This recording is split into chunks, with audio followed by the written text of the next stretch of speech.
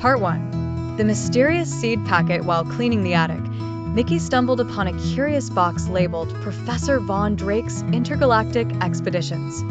Inside, he found a packet of shimmering, geometric seeds with a faded warning: "Caution, gravitic flora.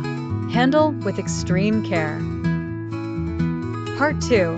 An accidental planting. Later that day, while gardening, Mickey accidentally dropped the seed packet.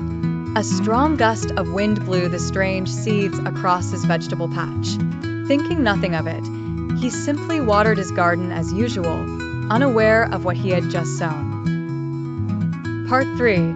A very bumpy morning. The next morning, Mickey was woken by a strange sensation. He was floating a foot above his bed.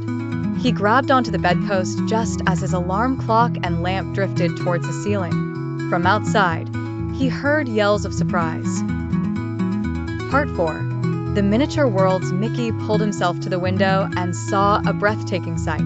Where his vegetables once grew, there were now tiny, beautiful planets, each about the size of a large pumpkin. One was ringed, another was red and dusty, and a blue one had miniature clouds.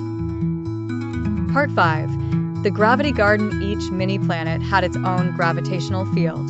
Pluto was happily bouncing in low gravity around a small gray moon, while Donald was stuck flat on his back, struggling against the intense pull of a dense, metallic-looking planet. Goofy was spinning lazily in the orbit of a gas giant. Part 6. A city in peril. The problem was growing. The combined, chaotic gravitational pull of the planets was starting to affect the whole town. Fences creaked as nails were pulled loose, cars wobbled on their axles, and smaller objects began to lift into the air, heading for Mickey's backyard. Part 7. Professor Von Drake's journal. Remembering the box, Mickey fought the shifting gravity to get back to the attic. He found the professor's journal. It explained the seeds were planetoids that created localized gravity wells. The only way to stop them was to synchronize their cores. Part 8.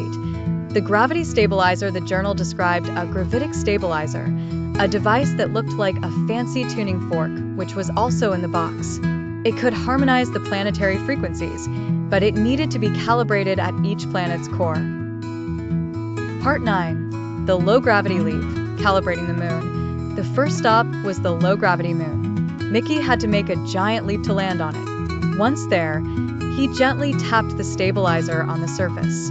It emitted a low thrum and glowed softly. One down. Part 10. The High Gravity Crawl. Calibrating the Iron Planet. The next was the super-dense planet. The gravity was so strong, he could barely move. On his hands and knees, he dragged himself and the stabilizer to the center, fighting for every inch until he could plant the device and activate it. Part 11. The Gaseous Swirl. Calibrating the gas giant. For the gaseous planet, there was no solid surface. Minnie, using a rope and an anchor from Donald's boat, lowered Mickey into the swirling clouds. He had to thrust the stabilizer into the stormy core at the exact right moment to get a reading. Part 12. The Asteroid Belt Maze. A cluster of tiny asteroid seeds formed a whirling maze of rocks. Mickey, with Goofy's help, had to navigate this chaotic field, calibrating the largest asteroids to bring order to the chaos, dodging and weaving through the spinning rocks. Part 13. Donald's icy ordeal. The icy planet was slippery and treacherous. Donald, tasked with calibrating it, kept sliding and falling comically. His frustration built until he finally managed to chip a hole in the ice with his beak and jam the stabilizer in, shivering as it activated. Part 14. The final core. The last and largest planet was at the center of the garden, a vibrant green world. Its gravity was pulling everything towards it. Mickey, using all his strength and a little help from the now stabilized orbits of the other planets, reached it and placed the final calibration.